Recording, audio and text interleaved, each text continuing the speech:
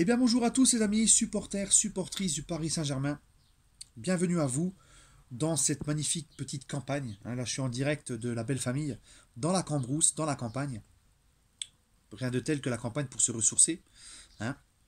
Donc on se retrouve les amis pour l'avant-match de Paris Saint-Germain Football Club de Nantes. Demi-finale de Coupe de France qui aura lieu demain à 21h sur France 2 ou France 3, je ne sais plus. En tout cas, ça sera sur France Télévisions. Donc Paris Saint-Germain-Nantes, demi-finale de Coupe de France. L'autre demi-finale, c'est Lyon-Stade Rennais. Lyon est favori. Le PSG est favori demain à domicile. Donc on pourrait certainement avoir, déjà sûr à 100%, une finale 100% Ligue 1. Mais on pourrait aussi avoir une très belle finale PSG-Lyon. Ça serait une superbe affiche pour une finale de Coupe de France qui, pour moi, vous le savez, c'est une coupe qui me tient à cœur, c'est une coupe qui est très prestigieuse. Comparé par exemple à la Coupe de la Ligue. La Coupe de France, c'est une saveur au-dessus, c'est une saveur particulière. Et Paris-Nantes, PSG-Nantes en demi-finale, c'est une très belle affiche pour une demi-finale de Coupe de France. Parce que Nantes, malgré que ce n'est plus aussi flamboyant qu'avant, le FC Nantes reste un club très important de Ligue 1. Reste un club qui a un gros palmarès en Ligue 1. Nantes, c'est 3 Coupes de France, c'est 8 championnats de France, 8 titres de champion de France, le dernier remonte à 2001. Ils ont un titre de plus que le Paris Saint-Germain, même si on va bientôt égaler le nombre de titres de champion de France de Nantes, puisqu'on arrive sur notre 8e titre de notre histoire, qui pourrait avoir lieu le week-end prochain. Et en plus de ça, Nantes et le PSG a toujours eu un petit peu de joueurs en commun. Je pense à Mario Yepes, qui est passé par les deux clubs, Michael Landreau, Patrice Loco, Claude Makelele, Vahid Halilhodžić, l'actuel entraîneur du FC Nantes, passé par le PSG et Nantes, que ce soit en tant que joueur ou entraîneur. Je pense à Sylvain Armand aussi, par exemple. Donc, beaucoup de personnes sont passées par Nantes et Paris Saint-Germain. Donc, ce sera une très belle demi-finale.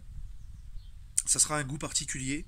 Et je pense sincèrement, les amis, et j'espère déjà qu'on va récupérer 2-3 joueurs offensifs, qu'on ne se retrouve pas un petit peu amoindri offensivement, comme ça a été le cas ce week-end. J'espère qu'on va retrouver un peu les Draxler, les Di Maria, les Cavani pour cette belle affiche.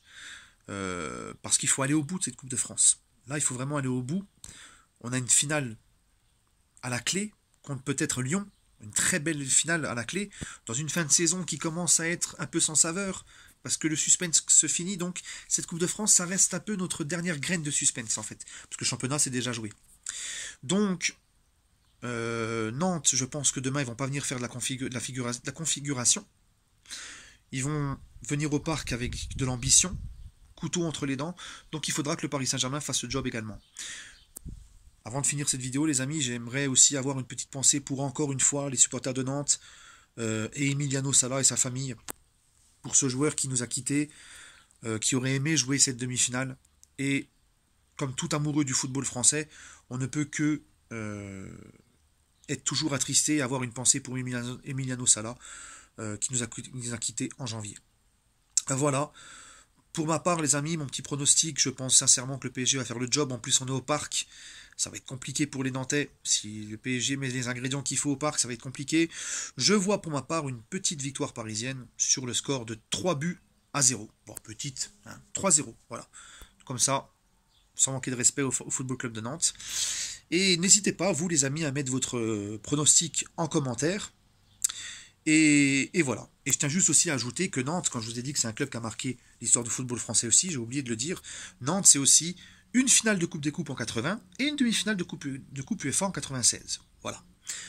Donc tout est réuni les amis pour avoir une belle soirée de football face à l'actuel ogre français, le Paris Saint-Germain, et l'actuel un club important du championnat de France avec un palmarès.